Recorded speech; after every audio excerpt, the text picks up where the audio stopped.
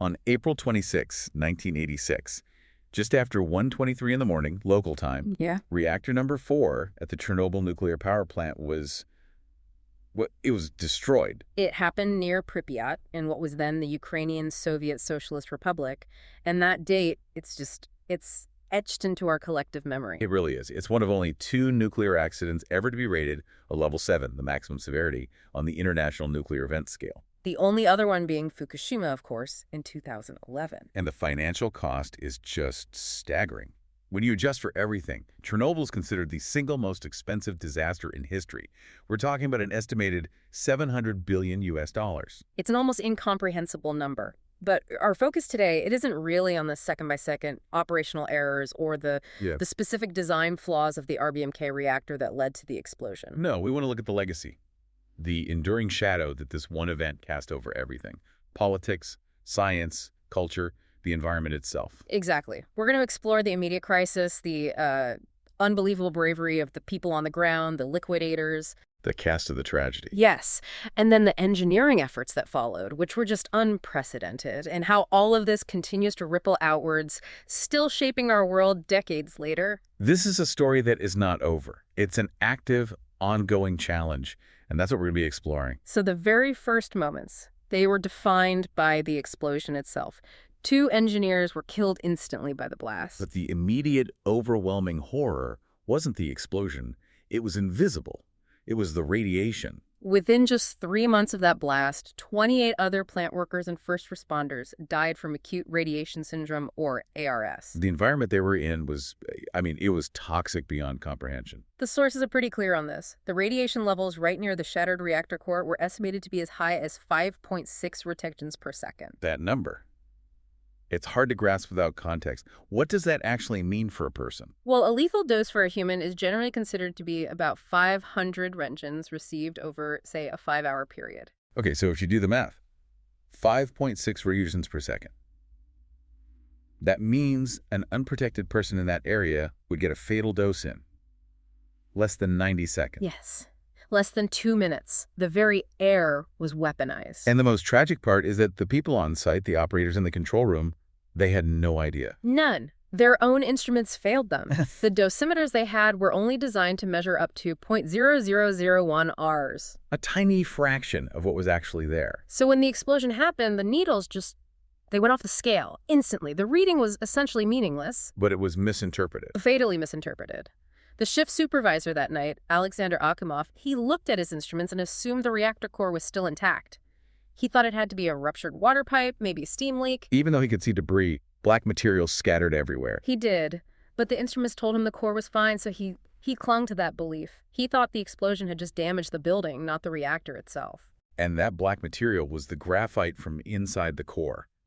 That's the key, isn't it? You see that outside, it means the entire thing is gone. It's the absolute proof of a total reactor failure. The RBMK design uses these huge blocks of graphite as a moderator to sustain the chain reaction. Seeing chunks of it on the ground means the heart of the reactor has been blown apart. The smoking gun. It was. But based on those faulty readings, Akimov and his crew, they made the decision to manually try and pump water into what they thought was a damaged but whole reactor. Without proper protective gear? Or with none at all. They were walking into an invisible fire, trying to save the reactor based on bad data, and in doing so, they were absorbing doses that guaranteed they would die horribly within weeks or even days. And just minutes after that explosion, the fire department arrived. The first responders, a team led by Lieutenant Vladimir Pravik. He also died from ARS not long after. They were doing their duty, rushing into a situation they couldn't possibly understand. They were told it was an electrical fire. Exactly. Nothing in their training prepared them for a radiological event of this magnitude. There are some chilling anecdotes from that time. One of the drivers, a man named Grigory Akamel, he remembered seeing this strange black debris everywhere. And another firefighter, he just instinctively picked up a piece of the reactor's core, and he just said, "It's hot." Not realizing he was holding a piece of intensely radioactive material. He was absorbing a lethal dose of gamma radiation through his hands. They had no idea. Their focus was on putting out the fires to protect the adjacent reactor, reactor number 3. Which was critical. A domino effect would have been even more catastrophic. Absolutely. But the fire inside reactor 4 just kept burning. It burned for over 2 weeks until May 10th, just continuously pumping radioactive material into the atmosphere. And during this time, people were already getting sick. Immediately, workers, people in Pripyat, they started reporting this sharp, prickling feeling on their faces, the so-called nuclear tan, and that very specific metallic taste in their mouths. Which is a classic symptom of a massive, fatal overdose of radiation. It is. The speed of those symptoms should have triggered an immediate evacuation. But it didn't. It didn't.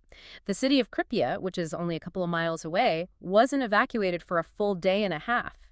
This is where you see the systemic failure of the Soviet system, the culture of secrecy. There was this incredible level of denial, even at the highest levels of government. Valentina Shevchenko, who was the chairwoman of the Ukrainian SSR's Presidium, she got phone calls about the accident. And she was told What? that the fire was out. She was told the fire was out.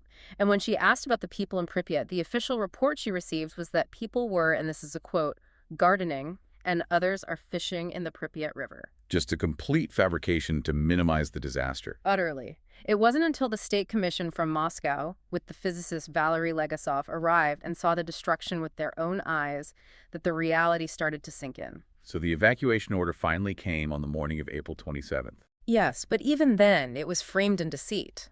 They told residents to bring only what was absolutely necessary for about 3 days. Just 3 days. So people left everything, their pets, their family heirlooms, their entire lives, thinking they'd be back soon. They never came back. By 3 o'clock that afternoon, 53,000 people were gone. An entire city displaced on a foundation of lies. So with the immediate fires being fought, a new threat started to emerge. A truly existential threat. The molten core itself, this mixture of fuel, graphite, concrete, and metal, what we now call corium, was so hot it was melting its way down through the floor of the reactor building. And it was heading straight for a huge pool of water underneath the reactor. Yes, the bubbler pools. They held about 20,000 tons of water. If that superheated corium, thousands of degrees hot, hit that water, It would have caused a massive steam explosion. an explosion that would have dwarfed the first one. It would have ejected far more radioactive material into the upper atmosphere, contaminating huge swaths of Europe. It could have made Kyiv uninhabitable. This is the context for the story of the so-called Suicide Squad. 3 men volunteered. Engineers Alexei Yanonenko and Valery Bezpolov, and a shift supervisor, Boris Baranov. Their mission was to go down into that flooded radioactive basement and manually open the sluice gates to drain the water. They had to wade through radioactive water in the dark. In diving suits, with respirators, knowing that the water they were walking through was lethally radioactive, the courage that took. It's almost impossible to process. But they did it. They did it, they found the valves, they opened them, and by May 8th, the pools were drained. And the common myth is that they died immediately, but that's not true. All 3 of them survived, were treated, and were later decorated as heroes. So their bravery averted that secondary disaster. It did. When the corium finally melted through the last concrete floor, it just dripped into the empty basin and cooled down, preventing that apocalyptic steam explosion. It was a moment of incredible human heroism in the face of absolute horror. So with the threat of the steam explosion gone, the next monumental task was containment. And that started with clearing the roofs of the reactor buildings. They were covered in about 100 tons of intensely radioactive debris graphite fuel fragments. And the first plan was to use technology, right? Yeah. Remote-controlled robots. That was the idea. They brought in about 60 different robots. Some were Soviet designs, like the STR-1 moonwalkers that were originally for their space program. They even got a sophisticated police robot from West Germany called the Joker. But they didn't work. The radiation was just too intense. The gamma rays fried their electronic circuits almost immediately. The lubricants in their joints failed. The batteries died. These high-tech machines became useless, broken toys on the most dangerous roof in the world. So once again, the solution came down to people. To the biorobots, as they were grimly called, a term that just emphasizes how they were being used. These were the liquidator. 3,828 of them, mostly military reservists. They were tasked with doing what the robots couldn't. 90% of that roof cleanup was done by hand. And their work shifts were, seconds long. Between 40 and 90 seconds. That's all the time they could spend on the roof before receiving a massive dose. They would run out, use a shovel to push 1 or 2 pieces of debris off the edge, and run back. The estimated dose they received on average was 25 rem. To put that in perspective, the limit for a nuclear worker today is 5 rem in an entire year. They took 5 years' worth of a maximum dose in under 2 minutes. Their sacrifice, though, cleared the way for the next step, building the first containment structure. The sarcophagus. It was an incredible feat of emergency engineering. They started in June 1986 and finished by late November. A massive steel and concrete shell built under the most hazardous conditions imaginable. But because it was built so quickly, it was never meant to be permanent. No, not at all. It had an intended lifespan of maybe 30 years. It was structurally unsound, full of holes, and always at risk of collapse. Everyone knew a better, more permanent solution was needed. And that led to the new safe confinement, the NSC. The NSC is just a marvel of modern engineering. It's this gigantic metal arch, 105 meters high, big enough to cover a stadium. It's actually the largest movable land structure ever built. And the genius of it is that it wasn't built directly over the reactor. Exactly. That would have been too dangerous for the workers. It was built nearby in a clean area, and then in 2016 it was slid into place on a massive set of rails covering the old, decaying sarcophagus. And its purpose is to allow for the safe dismantling of everything underneath it. Yes. It's essentially a giant, sealed workshop. It has remote-controlled cranes and tools built into the ceiling, designed to let engineers eventually take apart the old structure and the reactor core from a safe distance. Speaking of the core, the most famous part of what's left inside is the elephant's foot. The elephant's foot is this huge, solidified mass of corium in the basement of the reactor building. When it was first discovered, it was so hard. I mean, the only way they could get a sample of it was by firing an armor-piercing round from an AK-47 at it. So it was like a solid ceramic. Yeah. But no, it's changing. It is. Due to the constant heat and radiation, it's degrading. By 2021, reports indicated it had softened to the texture of sand. Which makes cleaning it up a completely different challenge. A much more difficult one. Yeah. You can't chip away at sand. You'd have to vacuum it or shovel it, which creates a huge risk of radioactive dust spreading. And this degradation is tied to a much bigger concern, the risk of criticality. The fuel is still down there. And it's still dangerous. The big fear has always been water getting in. In an RBMK reactor, water can actually speed up the nuclear reaction. So they use chemical solutions to control that. Yes, they sprayed gadolinium nitrate on the fuel masses, which is a neutron poison. It absorbs neutrons and stops fission. Now that the NSC is in place and the environment is drying out, the expectation was that the neutron activity would steadily decrease. But in some areas, the opposite happened. That's the alarming part. Between 2017 and late 2020, sensors in one deep, inaccessible room showed that the number of neutrons had actually doubled. How is that possible? The theory is that as the structure dries out, the remaining water is concentrating in just the right way around the fuel, ironically making a localized chain reaction more likely, not less. So what would happen if there was a criticality event now? Not another explosion, surely. Yeah, nothing on that scale. It would be a localized, self-sustaining fizzle, a burst of heat and intense radiation. The real danger is that this event would instantly turn all that degraded sandy corium into a cloud of fine, highly radioactive dust. And that dust would spread throughout the entire new safe confinement. Contaminating everything and making any future dismantling work impossible for decades. It would be a catastrophic setback. And the integrity of the NSC is the only thing stopping that dust from getting out into the environment. It is, which makes the recent geopolitical events even more terrifying. The fact that in 2025, a Russian drone strike actually damaged the NSC. Damaged the outer and inner coverings. Yes. The International Atomic Energy Agency confirmed it. While the main arch is intact, the damage means the structure has lost its primary safety function. Its ability to fully contain the material inside is now compromised. So the environmental barrier has been breached. It's been severely weakened. It means moisture can get in more easily and radioactive dust can get out.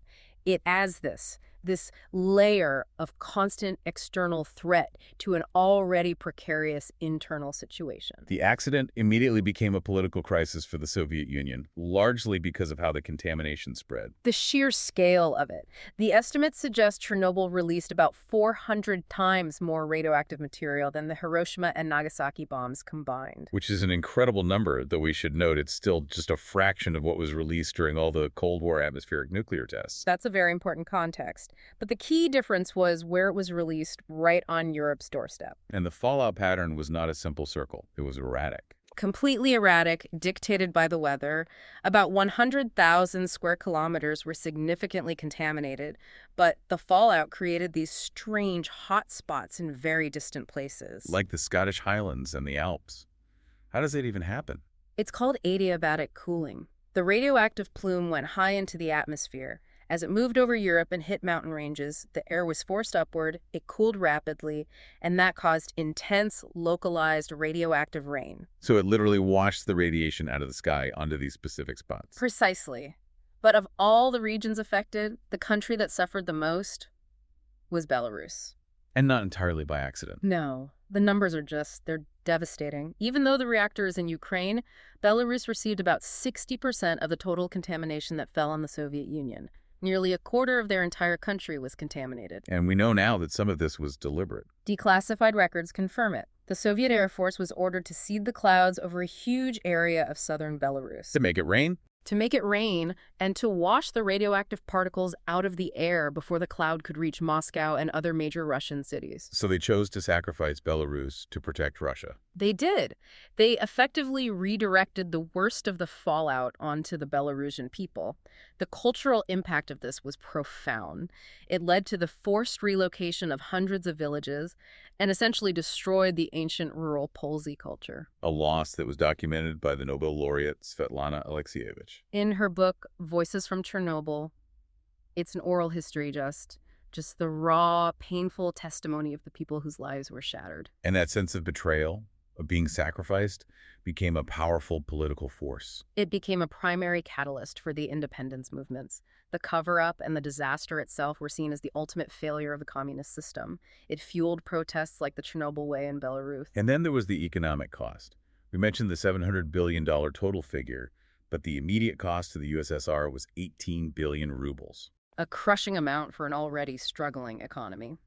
Mikhail Gorbachev himself later suggested that that massive, unexpected cost was perhaps the real cause of the collapse of the Soviet Union. The disaster also exposed decades of rot within the system. Declassified KGB files show that the authorities knew about serious construction flaws at the plant as far back as 1973. But meeting quotas was more important than safety. It forced Gorbachev's hand on his policy of glasnost, of openness. He had no choice. Scandinavian monitoring stations had detected the radiation, the truth was out, and it could no longer be contained. The secrecy had failed. And that economic burden, it's still being felt today. It is. Ukraine still spends between 5 and 7% of its entire national budget every year on Chernobyl-related recovery activities. The global impact was also immediate. It changed the entire debate around nuclear power. It did. New reactor construction just fell off a cliff after 1986. Countries were forced to reevaluate their safety standards. Germany created a federal environment ministry specifically because of Chernobyl. And it fueled their anti-nuclear movement, which eventually led to their phase-out decision. In Italy, a referendum just 1 year later, in 1987, ended their nuclear power program entirely. It was a global wake-up call. Looking at the long-term effects now, the health and environmental shadow is really defined by a few specific radioactive elements. Primarily, yes. You have cesium-137 with a half-life of about 30 years. It mimics potassium in the body, so it concentrates in muscle and the heart. And strontium-90? Also, with about a 30-year half-life, it acts like calcium, so it goes straight to your bones and bone marrow. But the most immediate health crisis was linked to a much shorter-lived isotope, iodine-131. Right, with a half-life of only 8 days. The danger was in the first few weeks. It concentrates in the thyroid gland, and it got into the milk of grazing cows. Which is what led to the spike in childhood thyroid cancer. Exactly. Children drank the contaminated milk. We saw over 6,000 cases diagnosed by 2005 in people who were children at the time. But it's also a very treatable form of cancer. Extremely treatable. The recovery rate was around 99%. While the number of cases was a tragedy, the number of fatalities from it was thankfully very low, about 15 by 2011. The physical health impact is one thing, but the psychological impact, the radiophobia, was arguably just as significant. It was immense. The fear, the uncertainty, the lack of information, it led to widespread post-traumatic stress and psychosomatic illnesses among the evacuees and survivors. And that fear had devastating consequences far beyond the actual contaminated zones. We're talking about the estimated 150,000 elective abortions that took place across Europe.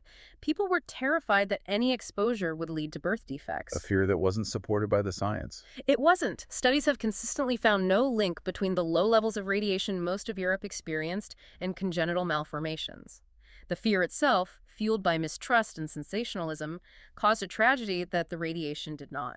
And conducting science in this environment has always been difficult, leading to some very public mistakes. The vole study is the classic example. In 1996, a study came out claiming mutation rates in local voles were thousands of times greater than normal. It made headlines everywhere. But it was wrong. Completely wrong. A year later, it was retracted. The scientists realized they had been comparing two totally different species of vole. The genetic differences they found were natural variation, not radiation-induced mutation. It just shows how high the stakes are when researching a place like Chernobyl. And yet, despite the contamination, the exclusion zone itself has become this strange paradox. It's become a wildlife refuge. With humans gone, with no farming or hunting, nature has come roaring back. There are wolves, moose, even rare species like European bison thriving there. Life adapts, even on a microscopic level, like the black fungus found inside the reactor. That is one of the most fascinating discoveries, a fungus called Cladosporium sphaerospermum. It's not just resistant to radiation, it appears to be using it. Using it for energy. That's the theory, that it uses melanin, the dark pigment, to convert the energy from gamma radiation into chemical energy for growth, a kind of radiosynthesis, similar to photosynthesis in plants. A truly incredible adaptation. But that wildlife resurgence also means the contamination continues to spread through the food chain. Yes, the problem of radiocesium persists. You see it in places like Germany, with their wild boar population. Why the boars specifically? It's their diet. They eat a type of underground mushroom, a deer truffle, that is incredibly good at absorbing and concentrating cesium-137 from the soil. So the boars eat these truffles and maintain high levels of contamination decades after the initial fallout. So when can people ever go back to the zone? What's the timeline for it to be truly safe again? The estimates are all over the place. If you're talking about cesium, maybe 300 years. If you're talking about plutonium-239, which is in the central zone, you could be looking at 20,000 years or more. And yet some people have already gone back. The Samozli. The self-settlers, mostly elderly residents who refused to be relocated, they went back to their old homes illegally and live there today, surviving on subsistence farming. It's their home, contaminated or not. And for a brief period, this site of incredible tragedy became a tourist attraction. It did. After the HBO miniseries in 2019, tourism just exploded. 125,000 people visited that year. Of course, the zone was closed to all tourism in 2022 after the Russian invasion, and it remains closed. The story of Chernobyl is far more complex than a simple timeline of disaster. It is a defining narrative of the 20th century that forced a global reckoning with systemic safety failures, not just operator error. It accelerated the end of an empire by exposing the core rot of institutional secrecy, and it required acts of desperate, often fatal bravery from the liquidators to contain. From the engineered solution of the new safe confinement to the tragic forced cultural destruction of Polsey, the ramifications are still unfolding in real time. And the physical reality reinforces the idea that this disaster is not a closed historical chapter. The degradation of the intensely radioactive elephant's foot into a sand-like texture, combined with the worrying fluctuations in neutron density observed between 2017 and 2020 beneath the NSC, means the potential for a localized, self-sustaining criticality reaction remains a constant active challenge. For the next century, Chernobyl demands continuous, complex engineering, significant financial commitment, and unwavering political vigilance. The remnants of reactor number 4 are still teaching us about the terrifying lifespan of technological risk and the costs of negligence. Thanks for listening.